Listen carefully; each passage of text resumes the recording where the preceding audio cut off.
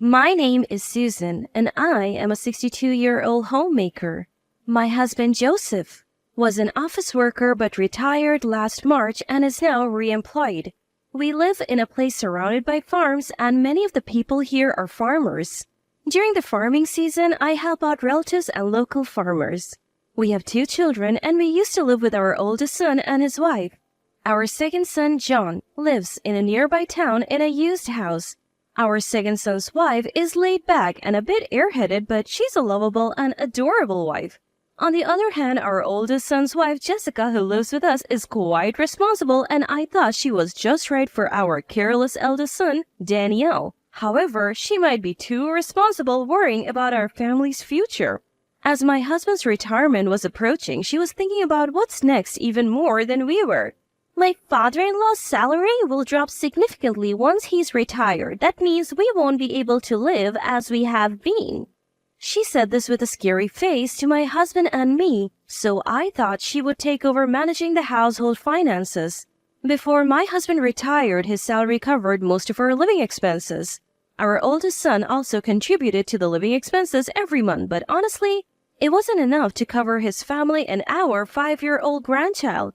I didn't know how much our oldest son was earning, but since our oldest son's wife was working full-time, I assumed they were doing fine. I took care of all the housework, including dropping off and picking up our grandchild from kindergarten.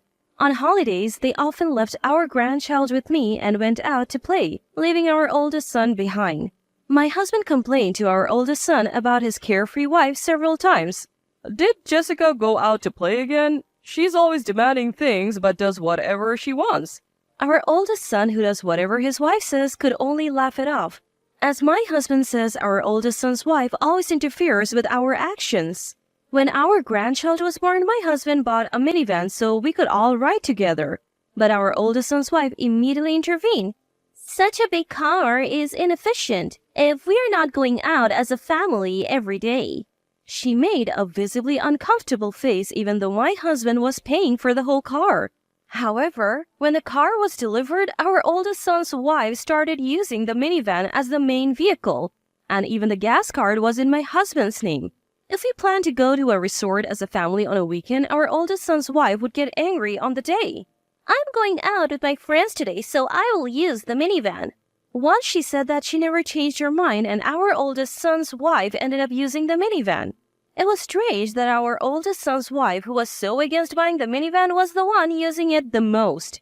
Our oldest son was even more interfered with, becoming like a servant to his wife. When our oldest son went to a dinner party with his colleagues shortly after they were married, his wife was furious when he returned home. "If you are going to be late, let me know in advance." The oldest son had mentioned a dinner party earlier, but his wife Jessica seemed to have completely forgotten about it. Even when my husband and I intervened trying to soothe Jessica, her anger did not subside. "My life's rhythm gets thrown off, so from now on, no more dinner parties." It was a selfish demand, but since our oldest son has a quiet nature, he silently agreed without arguing. Watching Jessica berate our oldest son even in front of her father-in-law and mother-in-law, I felt anxious, thinking that this marriage was a mistake. Our oldest son's salary is entirely controlled by Jessica, and he receives only a small allowance. I felt sorry for him having to pay for his lunch from that little money, so I gave him a lunchbox. Jessica didn't seem to like the lunchbox either and complained to me. "Don't send him off with a lunchbox without asking me. It affects our budget." I was so frustrated that I snapped back at her. The lunchbox's ingredients were bought with Joseph's money. "So Jessica, don't interfere." Stunned by my words, Jessica couldn't argue back and reluctantly accepted the lunchbox for our eldest son. We were also taken aback by Jessica's attitude when our grandchild was born. During childbirth, Jessica had returned to her parents' house, and even after coming back, she seemed to have little interest in caring for the baby. Since I adored my grandchild, I looked after him all day, but Jessica laughingly said to me, "Mother-in-law, you should thank me. You can take care of your grandchild because of me." Seeing Jessica speak so arrogantly, I realized that she was different from us because Jessica doesn't care for the grandchild. He does not bond with her at all. Whenever something happens, the grandchild clings to me or my husband, and Jessica didn't find that amusing either. Even for kindergarten events, Jessica would show reluctance and say it's bothersome. Mother-in-law can go, right? It's none of my business. Although she probably wants to get along with her child, Jessica just can't make it work. Recently, she apparently went to pick up her child from kindergarten, a rare occasion, but he cried saying he didn't want to go home with her. When I went to pick him up after receiving a call from the kindergarten, I saw my grandchild running towards me with a beaming smile while Jessica had a complicated expression on her face. Lately, Jessica's main concern is about my husband and me after retirement. We had been telling our oldest son and Jessica for quite some time that my husband will be rehired after retiring, but Jessica always worried about his salary decreasing. I finally decided to propose something to Jessica. If Joseph is rehired, shall we leave the household finances to you, Jessica? Jessica glared at me with a fierce look, but after thinking for a moment, she answered, "So you mean that I will be in charge of this house?" I nodded. That was my intention. Oldest son's wife, looking perplexed, nevertheless smiled and said, "I understand from now on I will take charge of everything." Her smile was airy. But starting in April, when my husband was rehired, we decided to entrust the household finances to our oldest son and his wife. From the next day, the oldest son's wife handed me papers to record the utilities, monthly payments, and food expenses individually. The monthly payments could be seen on our banking cards, but the food costs were only roughly known. When I filed in an approximate amount, the oldest son's wife yelled at me, "You have been buying groceries like this? How pathetic. You are a typical incompetent housewife." I felt like bursting into anger, but I wanted to see how well she could manage things. From April, we planned to live on the salaries of our oldest son and his wife, paying only our share of the food and utilities. But then the oldest son's wife demanded the same amount as before. "I expect father-in-law to contribute the same amount every month," she said. My husband, surprised, immediately replied, "Aren't we living on Daniel and Jessica's salaries now?" To my husband's words, the oldest son's wife responded with a laugh, "What are you talking about? I'm only deciding how to distribute and pay. Father-in-law will pay as before." We didn't understand what she was saying, and she added, "If you can't pay the usual money, please leave this house. You two outdated nuisances are in the way." Called outdated nuisances, my husband couldn't stand it any longer. "How dare you talk to your parents like that? If we were a nuisance, we'll leave." It was rare to see my usually gentle husband so angry. We went to our room to discuss our future. I was worried about what we would do if we left, so I asked my husband, "What will we do if we leave this house?" My husband replied calmly, as if his earlier anger was a lie. "We plan to go to John's house. I've already talked to him." Surprised by his unexpected words, my husband continued with a happy face, "Let's give that arrogant oldest son's wife and sloppy Daniel a taste of their own medicine." I still didn't understand what my husband was saying, but I decided to trust him. Our oldest son, who had heard that his wife wanted us to leave, was panicking alone. And, unable to stop her, a truly pitiful son. My husband had already begun preparing for the move, and I started packing too. The oldest son's wife, a little surprised to see that we were really moving, kept making snide comments as we packed. "Be prepared. I'll throw away all the stuff you leave behind. You outdated nuisance couple are slow in preparing for the move." I had always thought she was awful, but now she seemed to be showing her true colors, hurling one insult after another. "Don't you think about leaving some inheritance for your grandchildren, since you don't have much time left in life?" I had never seen my oldest son's wife so intense before, and I was stunned. But after she left, my husband was laughing. "She must be thrilled thinking she can make this house and land her own. The area is rural, so there are many large houses, but ours is one of the most impressive ones. The house is old, but we have fixed it up many times so we can still live in it. The land is quite spacious, so if we wanted to build single-family homes, there's enough room for 4 or 5.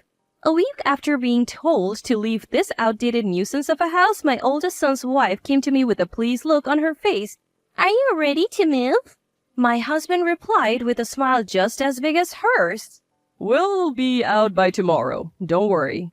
We had already moved most of our belongings and only the valuables were left. My oldest son's wife didn't seem to care where we were moving to. She just wanted us out of the house. The next day, as we were leaving, she saw us off at the front door with a confident posture. Our oldest son was hiding in the shadows looking guilty, and I was disgusted with him for being so controlled by his wife. Our grandchild didn't seem to know I was leaving and was crying in his father's arms. Leaving the house wasn't that sad, but I felt like crying for our left-behind grandchild. We headed straight to our second son's house and began unpacking. In stark contrast to my oldest son's wife, my second son's wife is always smiling and makes everything fun.